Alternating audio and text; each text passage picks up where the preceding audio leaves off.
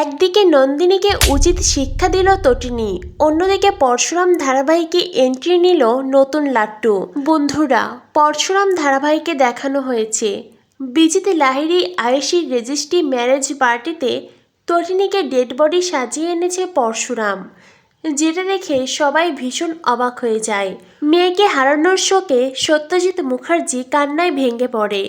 অন্যদিকে ভূমিকা, প্রাচী তাদেরও চোখে জল ছলছল করছে, অঝরে কাঁদছে সবাই। আর এদিকে আয়েশি নন্দিনীর চোখে মুখে কোনো অনুতাপ নেই, প্রিয়জন হারানোর কোনো দুঃখ বেদনা নেই। যদিও আরাধ্যার চোখের কোণে জল ছলছল করছিল, হয়তোবা প্রতিবাদ না করতে পারলেও তটিনীর প্রতি তার কিছুটা হলেও ভালোবাসা অবশিষ্ট ছিল। তাই তটিনীকে এমন অবস্থায় দেখে আরাধ্যার চোখের কোণে জল ছলছল করছে। কবির আরাধ্যার দিকে তাকায়, তবে এই মুহূর্তে কবির কিছুই করতে পারবে না, কারণ এই প্ল্যান তো তারই ছিল। অন্যদিকে পার্টিতে বিজিত লাহিড়ী পরশুরামের দিকে তেড়ে আসে। বিজিত লাহিড়ী পরশুরামকে বলে, এ কি, তটিনী গাঙ্গুলির বডি এখানে কেন এনেছো তুমি? ডেড বডি এখানে আনার সাহস পেলে কোথা থেকে? হ্যাঁ, এখান থেকে ডেড বডি নিয়ে যাও। তখনই পরশুরাম বলে, পোস্টমর্টেম হয়েছে, আর তাই তো বডি এখানে এনেছি। এটা শুনে বিজিত লাহিড়ী অবাক হয়ে যায়। বিজিত লাহিড়ী বলে, পোস্টমর্টেম হয়েছে মানে? ইয়ার কি হচ্ছে নাকি? হ্যাঁ, এই তো কিছু সময় আগেই তটিনী গাঙ্গুলির দিকে চেম্বার চালানো হয়েছে, আর এত তাড়াতাড়ি বডি পোস্টমর্টেম হয়ে গেল? তখনই তটিনী বলে, ব্যাস এতটুকুই শোনার ছিল। এটা শুনে সবাই অবাক হয়ে এক ঝটকায় তটিনীর দিকে তাকায়। তটিনীর গলার আওয়াজ শুনে বিজিত লাহিড়ী ভয় পেয়ে যায়। আর অন্যদিকে কবির চ্যাটার্জির মাথায় হাত। সত্যজিৎ মুখার্জি চোখের জল মুছে বলে, কে কে কথা বলল? তখনই তটিনী উঠে দাঁড়ায়। নন্দিনী, আরাধ্যা, আয়েশি অবাক হয়ে দেখছে। আর তটিনীকে উঠতে দেখে প্রাচী, ভূমিকা তাদের মুখে হাসি ফুটে ওঠে। তখনই প্রার্থনা বলে, এসবের মানে কি? কি হচ্ছে? বিজিত লাহিড়ী বলে, এখানে কি ড্রামা হচ্ছে নাকি? হ্যাঁ, তটিনী গাঙ্গুলি, তুমি কি করে সুস্থ থাকতে পারো? তখনই তটিনী বলে, ব্যাস এতটুকুই শোনার ছিল। এই যে কিছু সময় আগে বললে আমার দিকে, কিছু ঘন্টা আগে চেম্বার চালানো হয়েছিল, তাই এত তাড়াতাড়ি পোস্টমর্টেম হওয়া সম্ভব নয়। তুমি কি করে জানলে আমাকে চেম্বার চালানো হয়েছিল? না মানে এই কথাটা তোমার তো জানার কথা নয়। কিরে আয়েশি, তোর বর কি করে জানলো? তার মানে তুমি আমাকে শেষ করতে চেয়েছিলে। Bijit Lahiri, you are under arrest.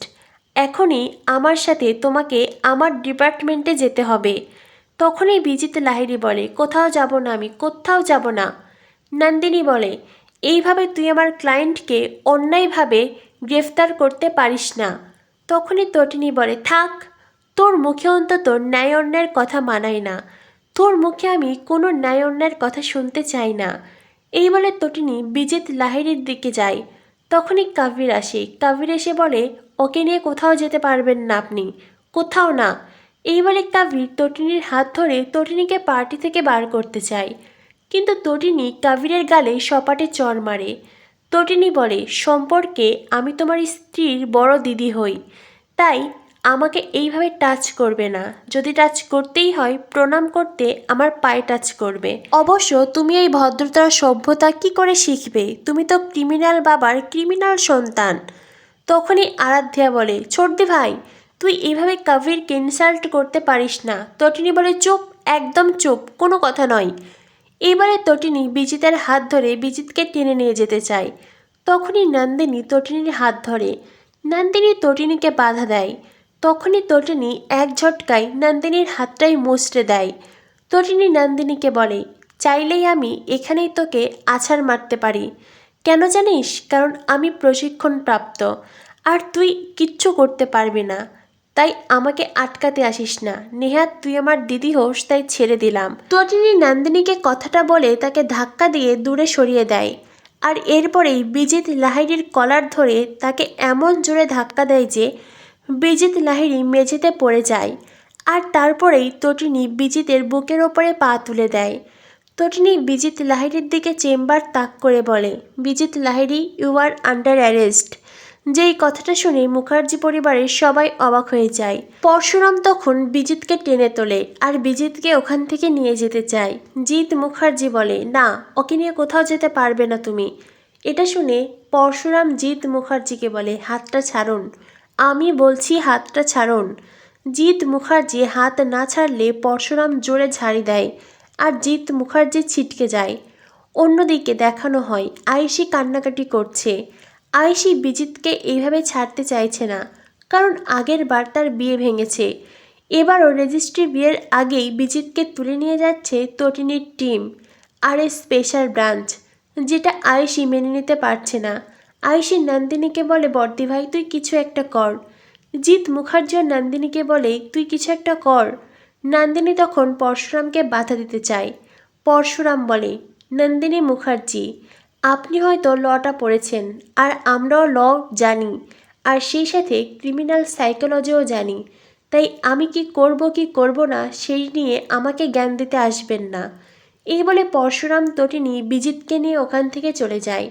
দেখানো হয় পরশুরাম বিজিত লাহিড়ীকে স্পেশাল ব্রাঞ্চে এনেছে আর তারপরেই বিজিতকে ধোলাই দিচ্ছে, ইচ্ছে মতো ধোলাই। আর যেই ধোলাইয়ের পরে পরশুরাম বারবার করে জানতে চায়। তটিনী নিজের জীবনকে বিপন্ন করে অনেক প্রমাণ সংগ্রহ করেছিল তোদের সেই র্যাকেটের বিরুদ্ধে। সেই প্রমাণগুলো নন্দিনী মুখার্জিকে বিশ্বাস করে দিয়েছিল। সেই প্রমাণগুলো কোথায় রেখেছিস বিজিত লাহিড়ী? নন্দিনী মুখার্জিকে ব্যবহার করে তুই প্রমাণগুলো লোপাট করলি? বল, কোথায় রেখেছিস সেই প্রমাণগুলো? এই বলে পরশুরাম বিজিতকে একের পর এক ঘুষি দেয় আর তারপরেই বলে, কি হলো, উত্তর দে, প্রমাণগুলো কোথায় রেখেছিস? নইলে আমি চেম্বার চালিয়ে দেব। চেম্বার চালিয়ে দেব বলছি। তখনই সেখানে সৌরভ আসে। সৌরভ বলে, ওকে মারবি না, আমি তো বলছি গায়ে হাত দিবি না। তখনই পরশুরাম বলে, তুই তো একেবারেই চুপ কর, নইলে এবার তোকেই শ্যুট করে দেব। তোকে চৌরাস্তার মোড়ে নিয়ে গিয়ে তারপরে ওইখানে তোর দিকে চেম্বার চালাবো। সৌরভ বলে, পারবি না, তুই কিচ্ছু করতে পারবি না। পরশুরাম বলে, আমি হলাম কমন ম্যান আর কমন ম্যানেরা সব কিছু করতে পারে, তাই একদম চুপ করে থাক, চুপ কর। এই বলে সৌরভকে চুপ করে দেয় পরশুরাম। তারপরে পরশুরাম বিজিতকে আবারও জিজ্ঞেস করে, প্রমাণগুলো কোথায় রেখেছিস? বিজিত লাহিড়ী বলে, আমাকে কেন বলছেন? আপনি বরং নন্দিনী মুখার্জিকে বলুন। পরশুরাম বলে, বলবো? নন্দিনী মুখার্জিকেও অ্যারেস্ট করব। তখনই সেখানে নন্দিনী আর আয়েশি এসেছে। মায়ের নন্দিনী আর আয়েশিকে নিয়ে পরশুরামের কাছে আসে। পরশুরাম বলে, আপনি এখানে? নন্দিনী মুখার্জি বিজিতের হয়ে সালিশি গাইতে এসেছে, বিজিতকে ছাড়তে বলে। পরশুরাম বলে, বিজিতকে তো ছাড়বই না, উল্টো আপনাকে অ্যারেস্ট করব, আপনিও একজন ক্রিমিনাল। নন্দিনী তখন পরশুরামকে সৎপাটে চর মারতে চায় আর তখনই তটিনী আসে। নন্দিনীর হাত শক্ত করে ধরে ফেলে। তটিনী বলে, তোর এত বড় সাহস, তুই কার গায়ে হাত তুলতে চেয়েছিলিস? ভুলে যাস না, আমি চাইলে তোর এই হাত গুড়িয়ে মুচড়ে শেষ করে দিতে পারি। তুই আমার সাথে বিশ্বাসঘাতকতা করেছিস, আমি ভাবতেও পারি না তুই আমার দিদি হয়ে আমার সাথে এইভাবে বেইমানি করবি। তাই বলছি, এতটা সাহস দেখাবি না, একদমই না, নইলে আমিও ভুলে যাব তুই আমার দিদি। এই বলে নন্দিনীকে নিজের জায়গা দেখিয়ে দেয় তটিনী। আর তারপরেই পরশুরাম বলে, নন্দিনী মুখার্জি, আমি আপনাকে গ্রেফতার করলাম। তটিনী আর নন্দিনীকে ধমক দিয়ে বলে, ওখানে বস, এইবার আমরা যা জিজ্ঞেস করছি উত্তর দে। আমার দেওয়া সেই প্রমাণগুলো কোথায় রেখেছিস? একদিকে নন্দিনী, অন্যদিকে বিজিত, একদিকে পরশুরাম, অন্যদিকে তটিনী। তারা দুজনেই বিজিত আর নন্দিনীকে জিজ্ঞাসাবাদ করছে। পরশুরাম বিজিত লাহিড়ীকে ধমক দিয়ে বলে, তুই সত্যি কথা বলবি না, তাই তো? তোর পেট থেকে কি করে কথা বার করতে হয় সে আমি জানি, তুই জানিস না আমি কে? তখনই সেখানে হাজির হয় লাট্টু। লাট্টু এসে বলে, বিষ্ণুর ষষ্ঠ অবতার পরশুরামের হাতিয়ার ছিল কুঠার, আর এই কমন ম্যান পরশুরামের হাতিয়ার প্রহার আর চেম্বার। লাট্টুকে দেখে তটিনী খুব খুশি হয়। তো বন্ধুরা, বুঝতেই পারছো, একদিকে নন্দিনী, অন্যদিকে বিজিত। পরশুরাম তটিনীকে পারবে দুজনের পেট থেকে কথা বার করতে?